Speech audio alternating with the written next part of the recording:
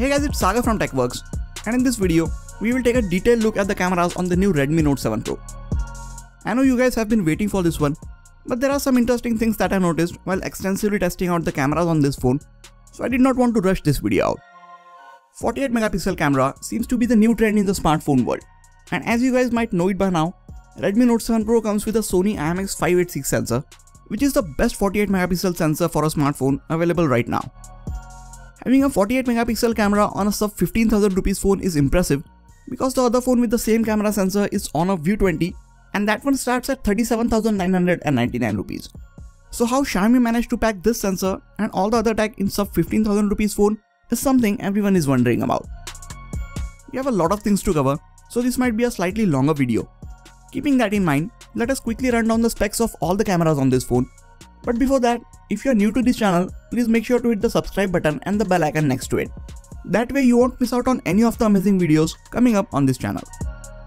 At the back, Note 7 Pro comes with a dual camera setup. Primary camera has a half-inch 48 megapixel Sony IMX586 sensor with f1.8 aperture, and each individual pixel has a size of 0.8 micron. This doesn't sound like much, but the Sony IMX586 sensor uses pixel binning to combine information from 4 pixels into 1 pixel, thus increasing the size of each individual pixel to 1.6 micron. Secondary camera gets a 5 megapixel depth sensor with f2.4 aperture. None of these rear cameras have optical image stabilization. Note 7 Pro is the first Redmi phone to support 4K 30fps video recording right out of the box. These videos are not stabilized, but at least now you have the option to shoot in 4K resolution. You can also take 1080p 60fps videos, and again these videos are also not optically stabilized, but 1080p 30fps videos are electronically stabilized. Now I came across some major issues while recording videos, but we will talk about them later on when we take a look at the video samples, so make sure you watch the complete video. Anyone might see or hear about a 48 megapixel camera on a smartphone and get very excited, but having so many pixels on a half-inch sensor means each individual pixel will receive less light. To make up for this, the Sony IMX586 sensor combines information from 4 pixels into 1 pixel and gives us a higher quality 12 megapixel image. Most of the modes like HDR, portrait mode, night mode and so on can only capture 12 megapixel images. You can take high resolution images by selecting 48 megapixel mode or by turning that toggle on in the Pro mode. At the front, there is this 13 megapixel selfie camera under this water drop style notch, and it has support for HDR and AI scene detection. Camera interface is pretty similar to most other Xiaomi phones, where you can swipe in either direction to switch modes. You can tap on these 3 lines on the top right to go to settings, or if you want to switch to the 48 megapixel mode. There is a Pro mode which lets you adjust white balance, focus, shutter speed and ISO according to your liking. Range of shutter speed is from 1,000th of a second all the way to 32 seconds, and the range for ISO is from 100 to 3200. You can take 48 megapixel images from this mode as well, but there is no option to shoot raw images even in this Pro mode. Now there is a bit of shutter lag or image processing time when you click images in 48 megapixel or portrait mode, or if you have AI scene detection turned on. This delay can be anywhere from between a few milliseconds to up to 5 to 8 seconds. This might not sound like a big deal if you take images occasionally, but for someone like me who relies on the camera a lot and takes a whole lot of images back to back, this delay becomes really frustrating after a while. I hope Xiaomi is working on a software update to fix this issue. Alright, with all of that out of the way, let us now check out image and video samples from this phone. Like always, I will start with well-lit daylight images. As you can see, it captures plenty of details in each shot. These images are sharp and have good amount of contrast in them. Colors are also accurate for the most part, but if you are not happy with the colors, contrast or saturation of these images, you can go into settings and fine-tune each of these settings to get the look that you desire. These are normal 12 megapixel images, and it is the mode that the default camera shoots in. You can switch to the 48 megapixel mode, and here are few of the 48 megapixel images that I took. And now here are same images captured in 12 megapixel and compared side by side. Can you tell which one has more detail? Let me zoom in on the images to make it a bit easier for you. Now can you tell? Well, the image on the right is shot in 48 megapixels and the one on the left is shot in 12 megapixel. Yes, 48 megapixel images are ever so slightly more detailed, but the difference is not so vast that I would always ask you to go and shoot in this mode. You can zoom in way more on the 48 megapixel images, so it might be helpful while shooting landscapes. But other than that, I would ask you guys to stick with the default 12 megapixel mode. 48 megapixel images also take up a huge space, so if you shoot a lot of images in this mode, your phone's internal storage will fill up in no time. By default, dynamic range of this camera is pretty good, but with the HDR mode turned on, it gets even better. Here you can see the difference for yourself. HDR mode brings up a lot more details from the shadows while preserving the highlights. Since the HDR mode really helps improve these images, I went ahead and left it on auto for almost all of the images that I took. Before moving on to the close-up and macro shots, here is a quick focusing speed test of the primary camera. Since it is not using dual pixel autofocusing, it is not as quick as the Note 6 Pro when it comes to switching the focus from far to near objects. But it still gets the job done, and I think most of the people won't even notice the difference in the autofocusing speed. Once it sets the focus on a nearby subject, it can take amazing close-up and macro shots. Subject is in perfect sharp focus, and the background and also the foreground in this case is very nicely blurred out thanks to the wide f1.8 aperture. Since the background is so nicely blurred out, you might assume that these are portrait shots, but these are just normal close-up shots and the background blur is all optical. Speaking of the portrait mode, here are a few portrait shots. Xiaomi has got extremely accurate with the edge detection and subject isolation in these portrait shots. The subject is differentiated very well and the background is very evenly blurred out. You can change the amount of blur to the background or even add various light trails or studio lighting effects in your portrait shots even after you have clicked the image. To get to these effects, head over to your gallery, open any portrait mode image that you shot and tap on this shutter-like symbol, and there you can go through all these lighting effects. Just remember, it only works with portrait mode images shot with the rear camera and does not work with portrait selfies.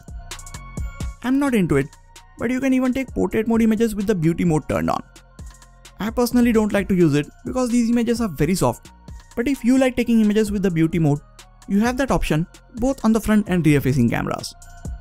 You can take portrait images of non-human subjects as well. And again, it is really accurate at detecting the edges and separating the subject from the background.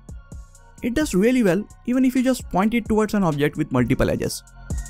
Coming to lower and artificial lighting conditions, you can still get good looking images. You can again choose to take 48 or 12 megapixel images, and here are examples of both. As we zoom in, 48 megapixel images are just a bit more detailed, but they end up capturing a lot of noise compared to the 12 megapixel images.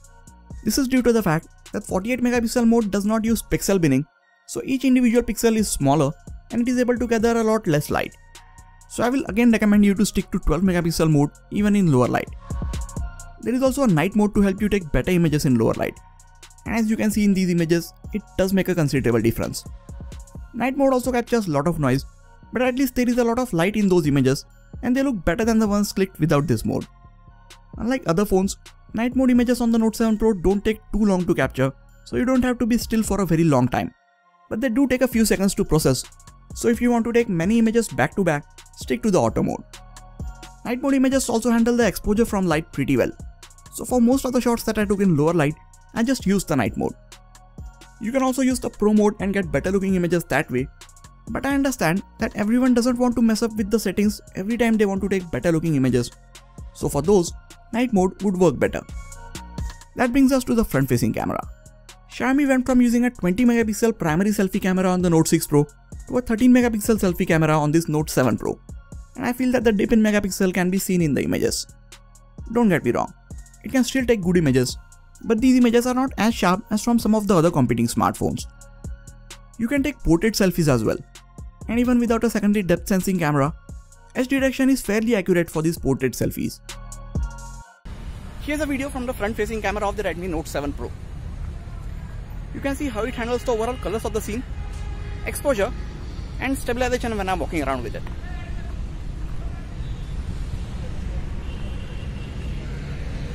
You can shoot 4K 30fps videos with the Note 7 Pro right out of the box. These videos are super saturated and they don't get any kind of stabilization. You can also take 1080p 60fps videos. These videos are not as saturated as the 4K ones, but they also don't get any kind of stabilization. There is also a lot of focus hunting while shooting at 60fps. 1080p 30fps videos are electronically stabilized and they do look good, that is when the phone actually captures them properly. I say that cause this is how the 1080p 30fps video came out. Notice how choppy the video is and how many frames are being dropped. I tested this in various lighting conditions and with two different Note 7 Pros, but the results have been similar. I tried taking videos with third-party camera apps like Open Camera and Moment Camera app, and to my surprise, those videos are not choppy at all. But for some reason, videos from those apps are not stabilized even if you have the image stabilization turned on. Here is an example of the same 1080p 30fps videos shot with the stock camera app and Open Camera app compared side by side. Stock camera app drops frames but keeps the video stable. Third-party app doesn't drop any frames but the videos are not stable, so you have to choose which one you want. Frame drops, image processing time and shutter lag are some of the major issues with the camera app that Xiaomi needs to address as soon as possible with a software update. For those of you who are heading to the comment section that a fix is out and I should update the software of my phone, well, my phone is running on MIUI 10.2.7 and at the time of uploading this video, this is the most recent software update that Xiaomi has pushed out. Alright, so after looking at all the images, what do you guys think about the cameras on the Note 7 Pro? Leaving these video shooting bugs aside, because I am confident that Xiaomi will fix it with a software update, do you guys think that this is the best camera on a budget smartphone right now? Or whatever your thoughts are about the cameras of this phone, definitely let me know in the comments. With a starting price of 13,999 rupees, I personally think you won't find a better set of cameras in the market right now. I'll be comparing these cameras with the ones on the Honor View 20 to see how different manufacturers process the images captured from the same sensor. It is going to be a fun and exciting video, so make sure you have turned on the notifications for this channel, that way you will get notified as soon as the video goes live. That is it for this video guys. Please hit the like button if you enjoyed this video and subscribe to the channel for more quality tech videos like this. You can also check out some of the other videos from this channel. This has been Sagar and I'll catch you guys in the next video. Take care.